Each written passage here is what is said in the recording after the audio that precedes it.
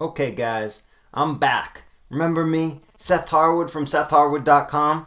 Today I'm sporting the Junius Lives t-shirt by Bob Ostrom from BobosStudios.com. Check it out. If you guys know who Junius Pons is, represent the Junius Pons t-shirt. If you don't know who Junius Pons is, go over to JackWakesUp.com. That's where you can find out some more information about Jack Wakes Up and Junius Pons, Jack Palms, Freeman Jones, all the other characters there from Jack Wakes Up. I'm back today to talk to you again about The Zone. You guys remember this? Great. So you guys are working on writing, and one of the things that I wanted to talk to you about was the zone, the relationship between the reader and the writer. I came on to talk to you about this before, and one of the things that I thought I was missing from that was some examples. And I saw a comment or two over on Mark's website with you guys asking for more examples and stuff like that. So I'm back here today to tell you more about it. Now, remember that with the zone, what we're talking about is finding the right relationship between the amount of energy that the reader puts into the reading of the piece and that the writer puts into the writing of the piece. You want there to be enough room so that the reader can put their own experiences and images into the piece, but you also want to make sure that you're guiding that and not just letting them come up with anything they want willy-nilly. Have them imagining that the characters are in the kitchen when you're writing it and you think they're supposed to be in the bedroom. So that's the kind of stuff you've got to control. But what happens a lot in writing that I see, early writing, is that people are over on the level where the writing's not doing enough and the reader has to come way over to figure out exactly what's going on. And when that happens, the readers, you get the sloppy reader. The readers are putting in all kinds of stuff on their own and figuring out things that maybe you had no idea you wanted them to imagine. So, a couple of ways that we can avoid doing this when you're writing. First thing to keep in mind is that you always want there to be a physical description of what's going on. You always want to be in control of physically where your characters are and what their bodies are doing. Remember, bodies are important parts of this. Our goal as writers is to make the movie in our reader's mind so that they can see this thing as it's happening. When you're reading a book and you see that movie in your mind, that's when it's working. That's when you're imagining the characters, you're going with the story, the artifice is complete. That's what you guys want to create. And so part of that is making sure it's always physical. One of the places where this can happen, where you lose the physical altogether and it can be a real problem, is with dialogue. I see a lot of writing where people have dialogue that goes on and on and on and on and on. And we love this. Dialogue can be really great. Dialogue is super, the way I talked to you about it before and the first time I was on Word Sushi, in that it's really immediate and it brings you right into the action of what's going on, the present of the story. It's like this is happening right now.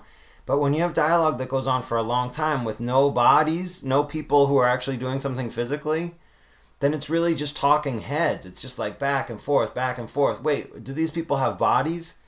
I was reading a student story recently where these two people were talking in a car, and the whole time their dialogue was going back and forth, but you never knew what was going on outside of the car, where the car was. Even if the car was moving, you had no idea. So it's just like, what's going on here? Where is the car? What are their bodies doing inside of the car? You need to always have that picture of their bodies in your mind. And sometimes, I was reading Raymond Chandler last night, and his characters, they'll even do random stuff. Like they'll do things like rub their nose or feel their eyes, any kind of weird thing that a character might do, mop sweat, something like that. Anything that they can do so that there's constantly a physical presence there of them doing something that the reader can grab onto. An important thing about that also is physical action. Rather than just doing description with a to be verb, he had a ponytail, he was wearing a black shirt, use that description as an opportunity to do physical action. So if your guy's got a ponytail, instead of just saying he has a ponytail, say he tightened his ponytail, and then people will be listening to it. Or people will be imagining the image. Instead of just saying he wore a black shirt, well, that one's hard because there's sort of a hard way to... He touched his black shirt to represent the fact that it had a character on it that he really liked. Something like that, where there's always action going on. He rubbed the sleeve of his black shirt. There's got to be motion happening here. Physical action is really important. This goes back to what I was talking about in dialogue. Remember I said good dialogue should always be doing three things: forwarding the plot, developing character, and what was the third one? Adding description. That's right. So this is just like it with any kind of action. Rather than just having a sentence that sits there and does one thing, he wore a black shirt, he had a ponytail, you want to make it do more than one thing. Describe the character, but also bring action into it so that it can forward the plot.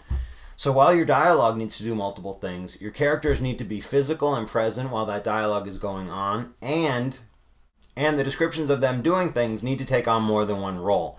They need to be having actions and showing who they are and what they look like and where they are and stuff like that. So these are your goals. This is what you should try out for your writing this week. Give it a shot. I'll be back with more Word Sushi soon. More information on how you can develop your characters to hit that zone. Make your readers really get that movie in their mind and imagine your work. Next time we'll be talking about when the writer does too much instead of not enough. Not the sloppy reader, but the overburdened and pushed back away from the thing reader. Words on the page. That's what you want to avoid.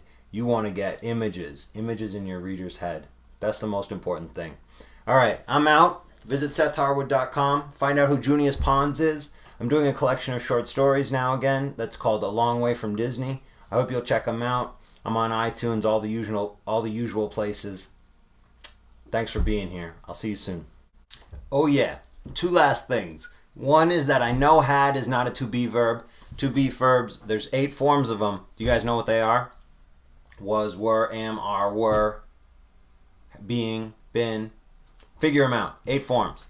And the last thing I wanted to mention was that another way to watch out, not just in dialogue where people have a lot of talking head syndrome, but watch out for the overdone and too much of it interior monologue. You go inside your character's head, where's your reader? It's all inside the guy's head. Thoughts, thoughts, thoughts. Same thing. Where the girl was in the car talking to the other character, she was thinking half the time. No idea what's going on outside the car. No idea what her body's doing in the car. No bodies, no physical.